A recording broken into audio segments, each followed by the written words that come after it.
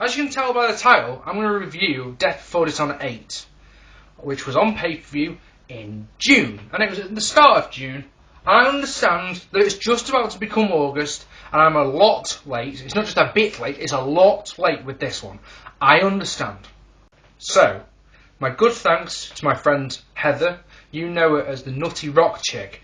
There's a link to her channel just here. In fact, fuck it, there's a link to her channel, look, there. Just look there, here. Go subscribe to her. She does good vids. She does good. She's great. And she's a really nice person as well, which makes a refreshing change.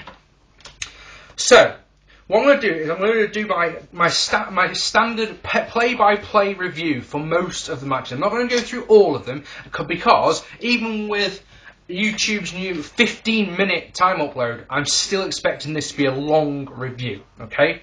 I'm expecting it to be at least a two-parter, to be honest, because I've got pages and pages and pages of notes. I've got bits inserted from where I reviewed it the first time, and then I've gone and watched it back, and, you know. So yeah, thank you to Heather, who's allowed me to be able to watch it again. I've watched it again on Go Fight Live, which was fantastic to be able to do it the way it was meant to be done. So, let's get on with it, shall we?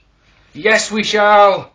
Cheech and Chowdy come out for their match versus the All Night Express, but El Generico beats them to the ring. He gets on the mic, he shouts, "Steen, no!"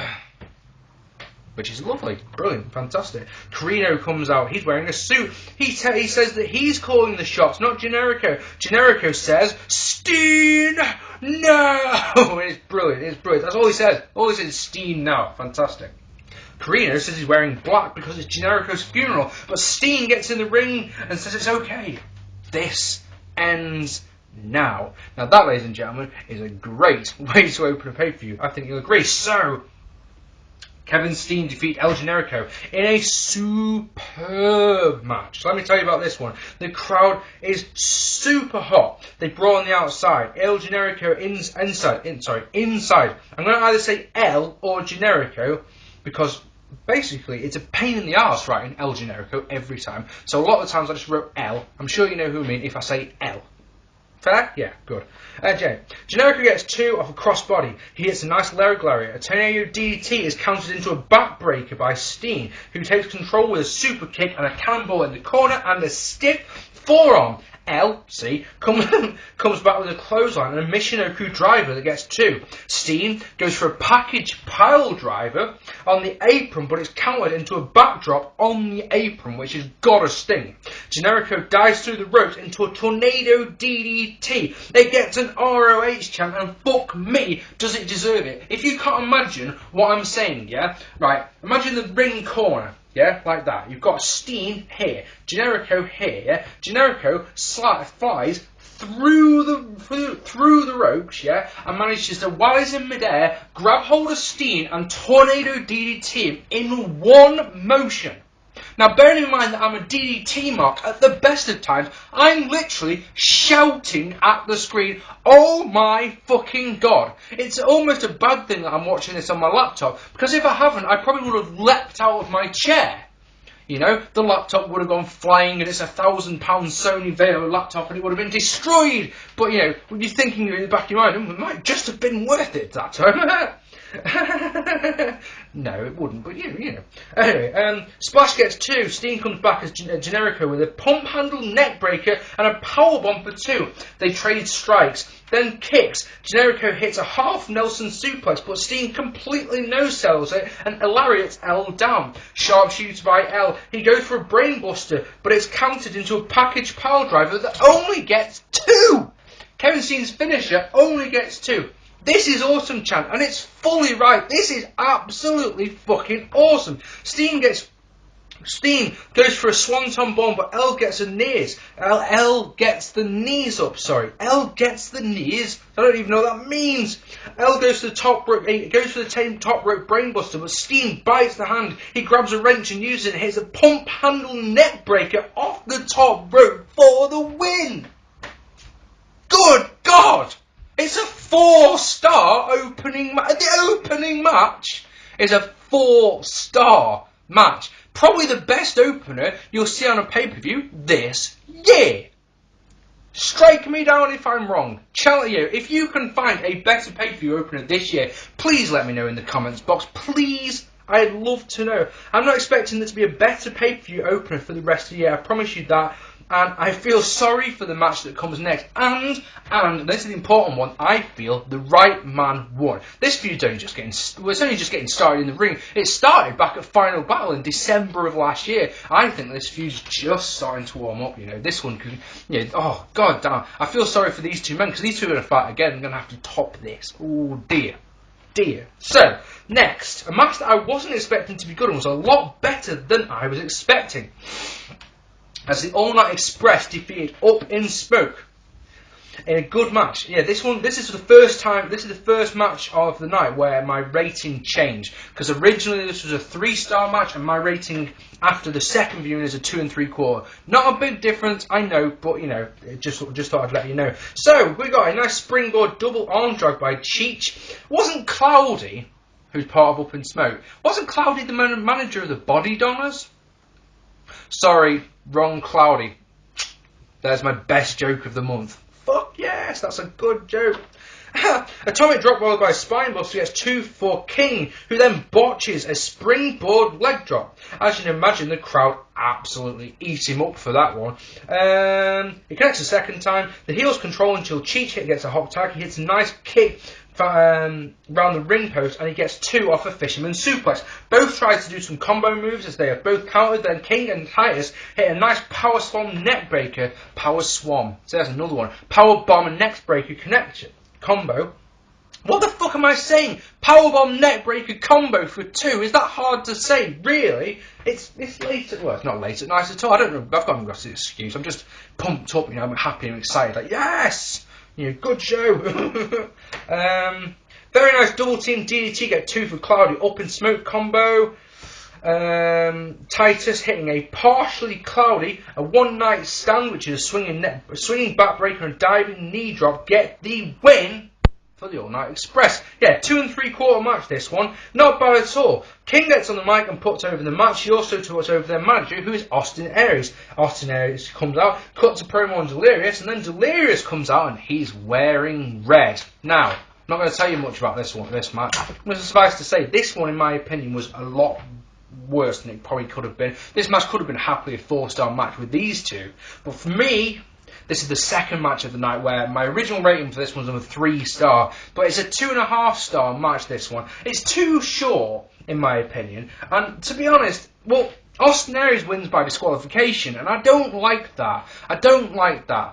You know, I can understand that this is just a start of a feud. It keeps the heat on. I understand that. And at the end, Delirious beat on the All Night Express, who of course are Austin Aries' guys, you know, at the end to keep the heat going and to keep the feud going. I can understand that, but yeah, this match, I feel bad. A 2.5-star match, and I'm criticising it. You know, I shouldn't be criticising it, but I am. You know, I'm not one of these people who is like I say, an ROH fanboy who's going to come out and tell you that this was the greatest match, because it wasn't. Yeah, if you give it 3 stars, I've got no problem with that at all. In fact, to be honest, I've put 2.5 stars, but I should probably go for more of 2 3/4 again. And yeah, it's got one of the nicest Cobra Clutch suplexes you'll ever see. It's fucking perfect. It's such a nice move. But you know, yeah, it's really hard. It's really hard to describe. It wasn't quite there. It didn't quite click with me how I was expecting to. Speaking of which, the next match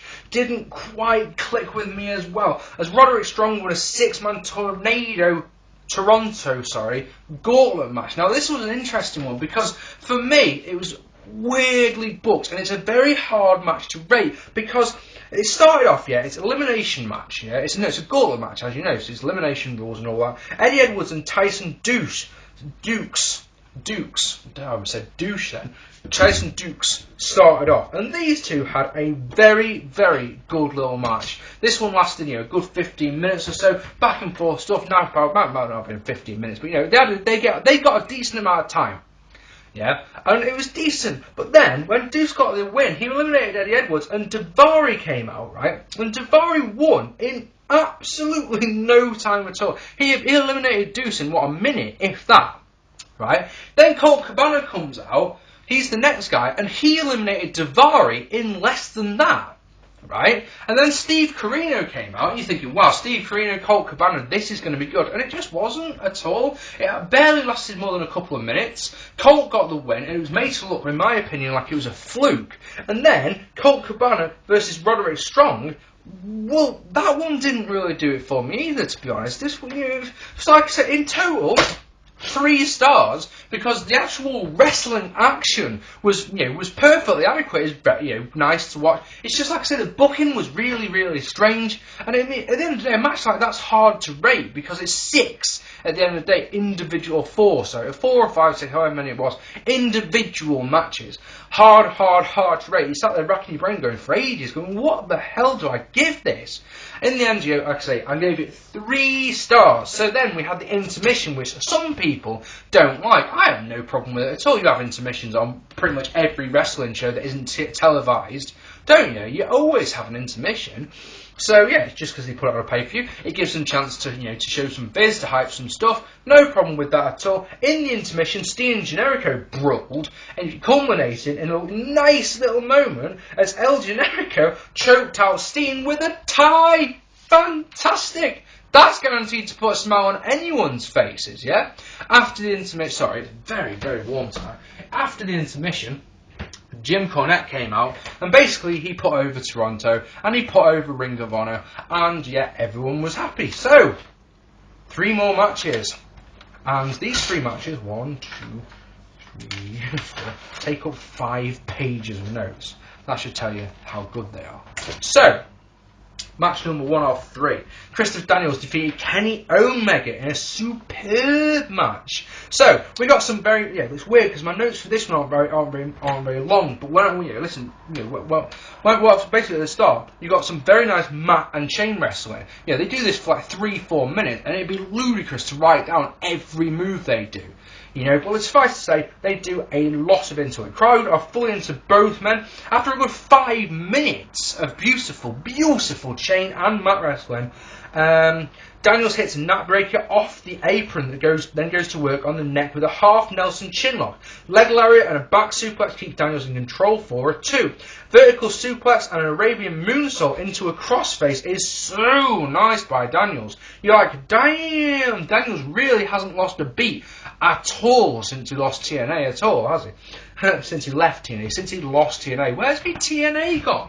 Has anyone seen my TNA? Fucking hell, what's wrong with me tonight? Anyway, he goes for a super angel wings, but Omega back body drops him out of it. Omega comes back with a nice bulldog for 2 and a drop kick to the neck, but then Daniels hits an STO into a Koji clutch, and that is lovely.